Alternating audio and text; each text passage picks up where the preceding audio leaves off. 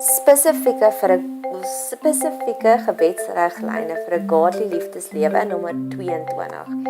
Hierdie is die finale een in die reeks van Hosea. Dit was in die liefde nommer 19, 20, 21 en nou hierdie een, 22. Liefde wat alle begeertes vervul. From now on, I'm the one who answers and satisfies him.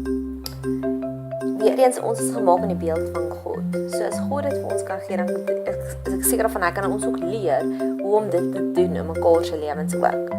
Ek was nou onlangs by Fire and Ice vir 'n ontbytbuffet en daar was letterlik iets vir alles. Mag God ons leer hoe om die Fire and Ice buffet te wees in mekaar se lewens.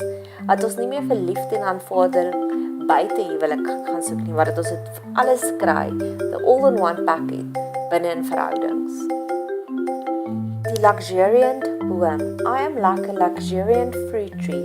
Everything you need is to be found in me. Ek het 'n ding vir woorde.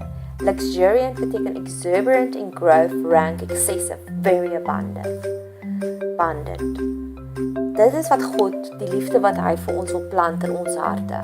Mag ons dit elke dag sien meer en meer, hoe hy oomblik vir oomblik vir ons daardie luxuriant liefde vir mekaar gee. Asof die boek van Hosea nog nie magical, mooi en spesiaal genoeg was nie. Stop, pause, Selah, bietjie hierby.